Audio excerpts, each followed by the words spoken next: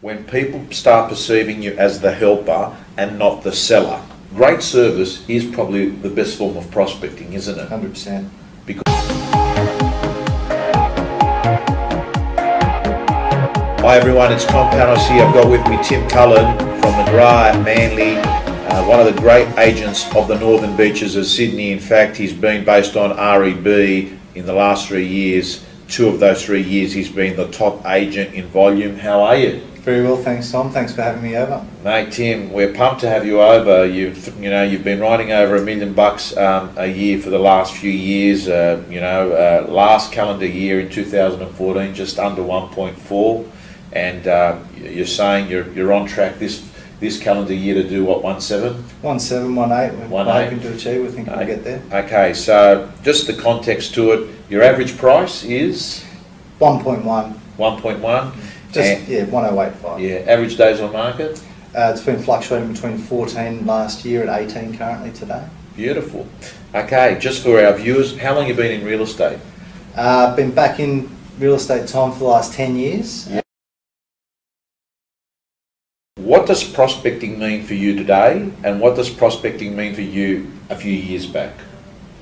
Prospecting, well, it's what we do, isn't it? I mean, every day it's the main core focus of what we do. Helping people. Prospecting is working with people to understand, I think, their plans and goals and trying to help them achieve those. At the end of the day, I think that's what real estate's all about, isn't it?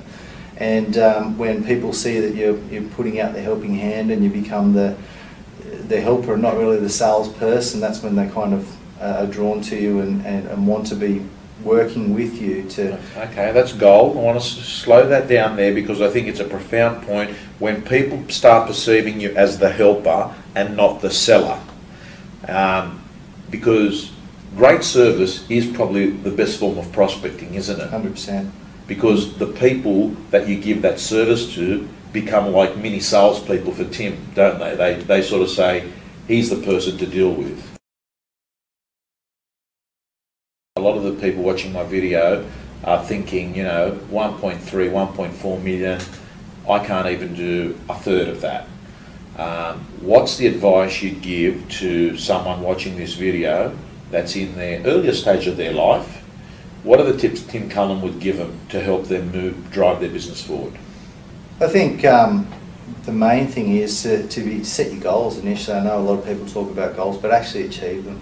Right. I know when I originally started out, my number was 5, and I'd always make sure that every day I wouldn't go home until I'd either had 5 really good contacts, I'd met some people, felt that I could add value to their plans, their goals themselves, and once I'd hit that number, then I'd be happy to go home and have it, and spend time with my family. So have 5 quality appointments. 5 quality appointments, either market appraisals or going to meet people or have met and set them up for the future.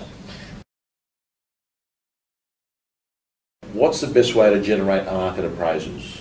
What are you doing? Doing the numbers. I mean, if realistically you get caught up with some things, but being disciplined and focused, we try and set 2-hour blocks where we don't get distracted. And you're on the phone? On the phone, yeah. I'm on the phone. I try and lead from the front with my guys, and generally probably do more phone calls than they do. So you do phone calls, they do phone calls? All the time, yeah. Really? All the time. Is that done in the morning? Or? Morning, yeah, usually until the afternoon, and then they'll continue on, but sometimes they're doing open houses and then... So you're calling buyers? You pick up listings from buyers? All the time. Yeah? It's probably our biggest... The biggest source? Yeah.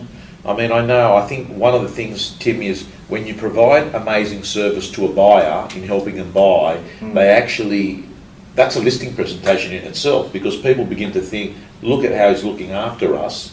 That's what they're going to be like to other buyers when they're selling our house. Yeah. So it is definitely underrated. A lot of people turn around and say that buyers get treated very poorly by the real estate industry because everyone's just focused on getting the listing. At a listing presentation, generally you're not the only one that goes to it. I'll normally call 2 or 3. What are the tips that you think help you win listings? No, be prepared straight away. and have the strategy already mapped out in my mind, and being able to express that with confidence and professionally in line with their expectations and their time frames. So, you know, it's not about us, is it? It's all about them, and so their understanding their goals and motivation first. Right. Having that clearly mapped out for the strategy, and then a never give up attitude would probably be the third thing. Is it a one visit listing presentation? Have you got a process, or is it two visit?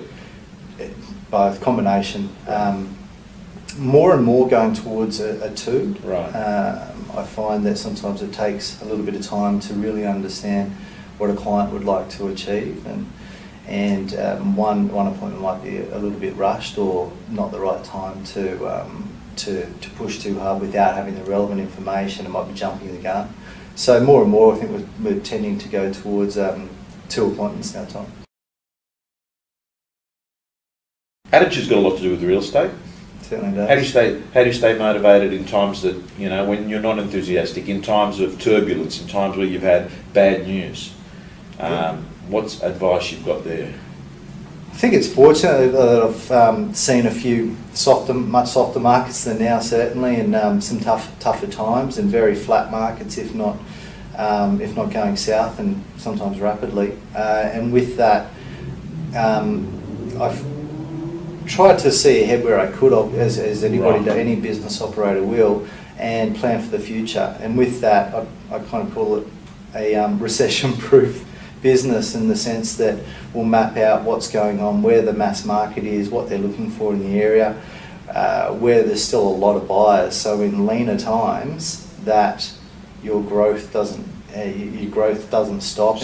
Be inflexible on the goal, but be flexible on the methods of getting to the goal. 100%. Which means that you may have to veer markets into a lower price range market, or so what you're saying is be flexible and nimble to read the play on what's going on. Exactly.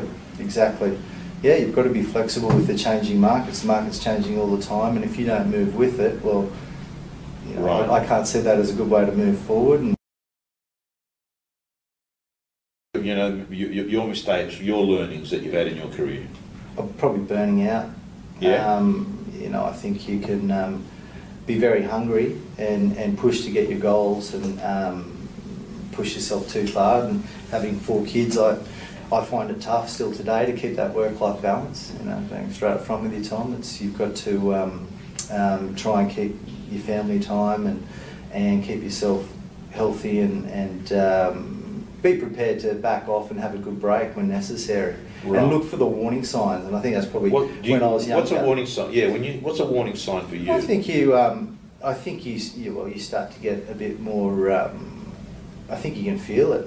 Personally, I can. Like, I get a sense of stress and sleep. Not as comfortable with your resolutions, which is not good for potential clients and current clients, and so you best have a break. You know, right. even if it's just a day or 2 off, just to refresh, recharge, and come back firing. Day one of your career, Tim. Day one. Yeah. Mm-hmm. So you had one go at real estate. You left, did a bit of uni, took a job, come back to real estate. So you've had two stints at it. This one looks like it's forever, is it? Forever. Yeah. Love it. Yeah, love the game. Love it. Okay, let's turn around and say, industry, if you're starting on day one, what advice would, you know, Tim Cullen give Tim Cullen? Don't hold back. Jump in the deep end. Keep training, but put the training into practice as soon as possible. Give 120%, not 80 or 85%, and believe in yourself always. Don't stop until you get it. Okay, so what you're saying is think big, just do it, back yourself, be prepared that things might not go perfect. Learn from those around you. You know, as we hear a lot with McGrath, and success leaves clues, of course. Yeah. And so learn from those around you, and heed what they're doing, and have a really close look at it, because it can make a very big difference to fast track your business overnight. All right, guys and girls, you've been listening to a very humble Tim Cullen from McGrath in Manly, in the top 50 in REB for the last 3 years in a row, ridden 1-3 last calendar year, on track to do over 1.5 in 2015. I think he's pretty much covered. The fact is, it's not rocket science. I think if you're ambitious and you take action and you back yourself and you like what you do and you work long hours, one day you get a good looking group certificate. That's it, Tom. Thank you so much. Thanks for having me. Thank you. When you're told that things aren't looking good, you can actually start looking backwards in your life. And what I say is it's a very good exercise to reverse engineer your life. In your last hour, in your last day, what would you say? Did I live a lie? Did I actually live someone else's life?